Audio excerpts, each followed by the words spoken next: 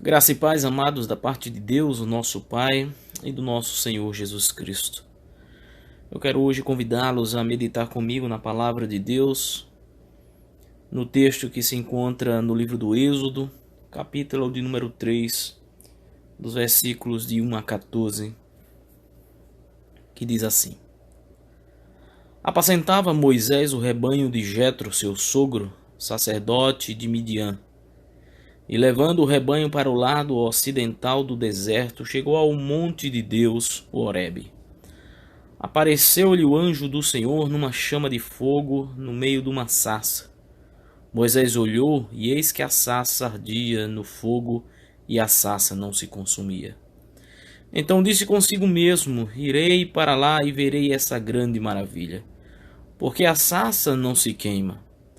Vendo o Senhor que ele se voltava para ver Deus no meio da sarça, o chamou e disse: Moisés, Moisés.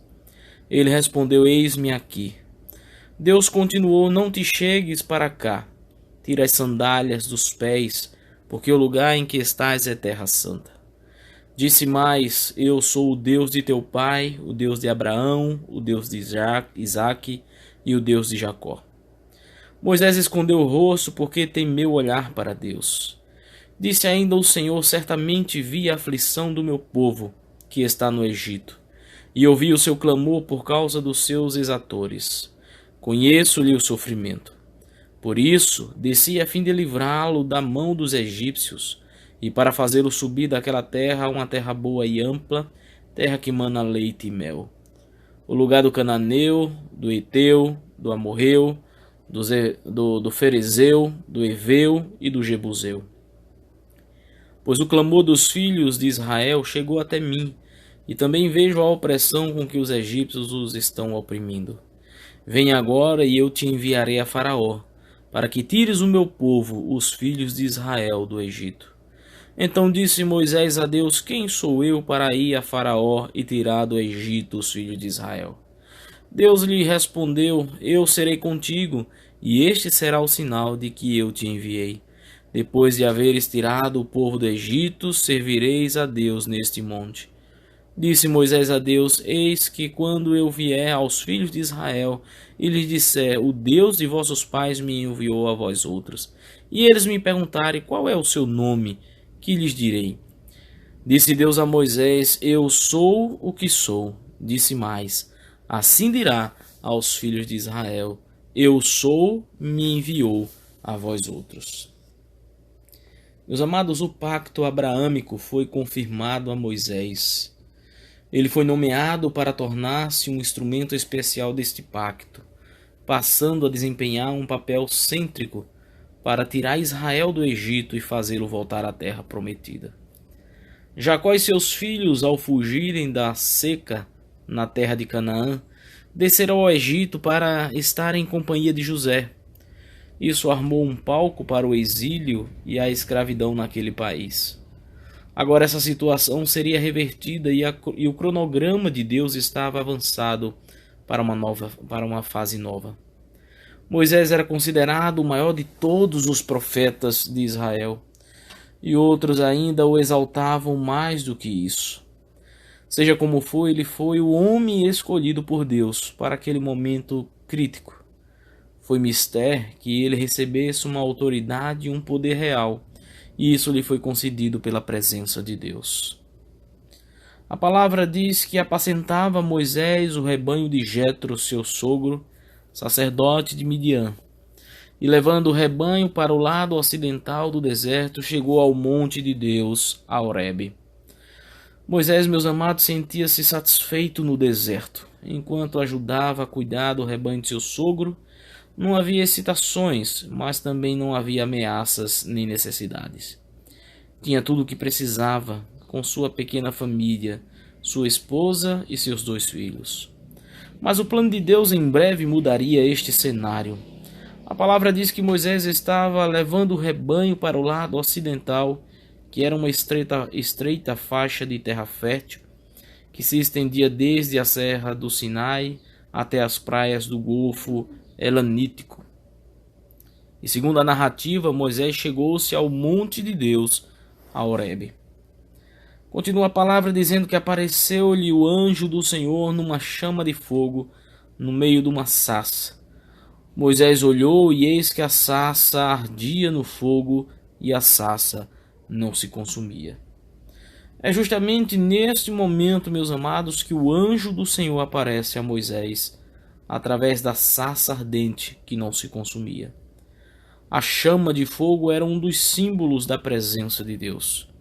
O que perceberemos também no decorrer da narrativa do livro do Êxodo, quando da ocasião do povo de Deus, quando estava no deserto, e o Senhor os aquecia através da coluna de fogo. A palavra diz que então disse consigo mesmo Moisés: irei lá e verei essa grande maravilha, porque a sarça não se queima. Aquele evento chamou a atenção de Moisés de imediato, pois ele nunca antes havia visto algo semelhante na sua vida. A aparição do anjo do Senhor manifestada através da sarça ardente prendeu a atenção de Moisés, o que era de se esperar pelo Senhor. Um dos simbolismos trazidos pela sarça ardente é justamente a aflição sofrida pelo Israel de Deus, embora não fossem consumidos. O povo de Deus estava sofrendo há muitos anos naquele país. Entretanto, ele não foi totalmente consumido à semelhança da sarça ardente quando da aparição do anjo do Senhor. No versículo 4, vendo o Senhor que ele se voltava para ver, Deus no meio da sarça o chamou e disse: Moisés, Moisés. Ele respondeu: eis-me aqui. A voz divina manifestou-se pessoal, dirigindo-se a Moisés por seu nome. A vontade de Deus envolve cada indivíduo, chamando cada qual a uma missão especial.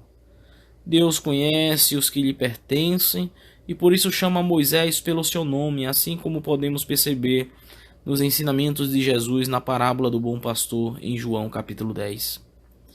Mas por que Deus chama Moisés por duas vezes? Será que Moisés a princípio não escutou o chamado de Deus? Definitivamente não, meus irmãos.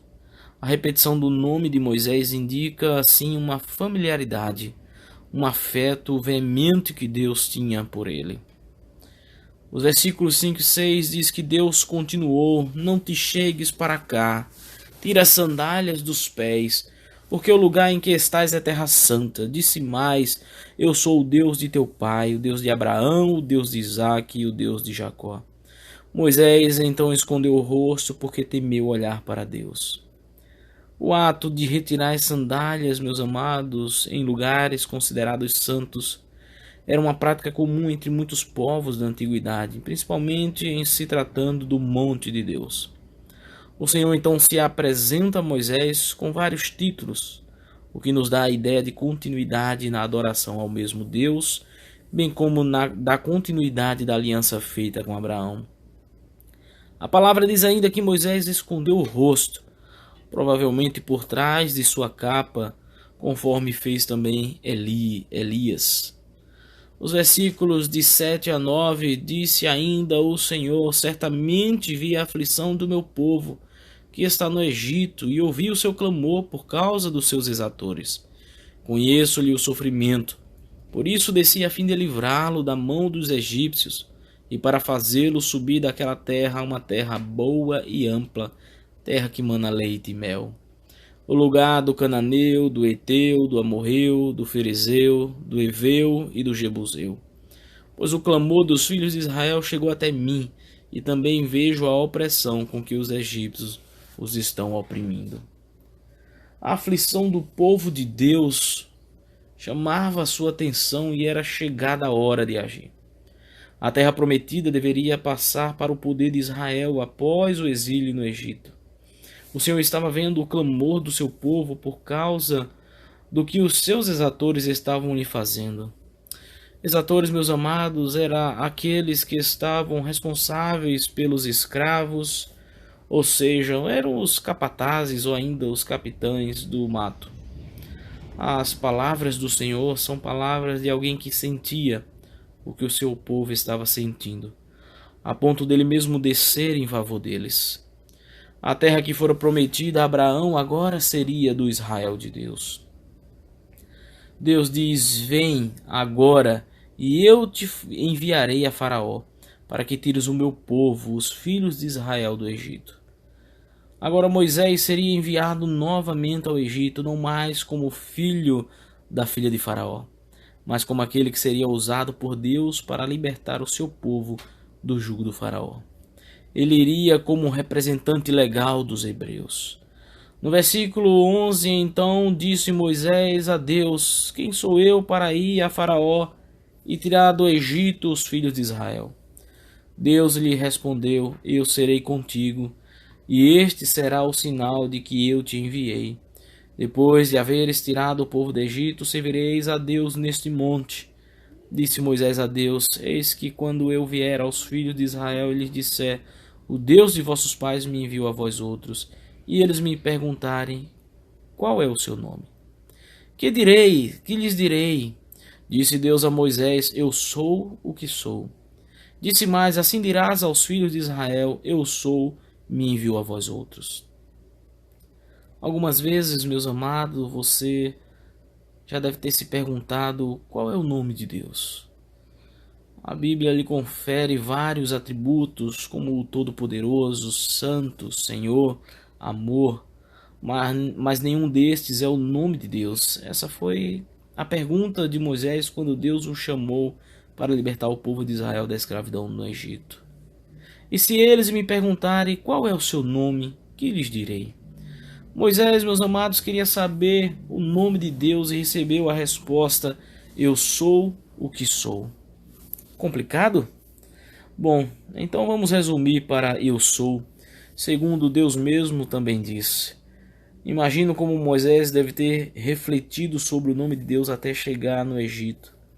Mas temos de compreender que Deus não estava preocupado em ser conhecido por um nome bonito.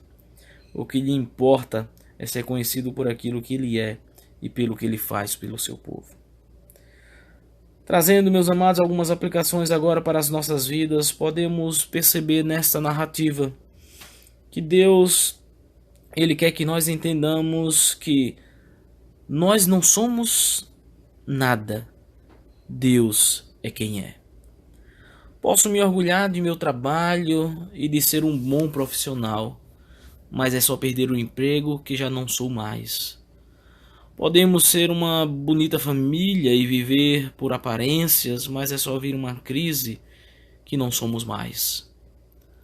Posso me orgulhar da minha boa forma e ser muito talentoso, mas é só vir uma doença que já não sou mais.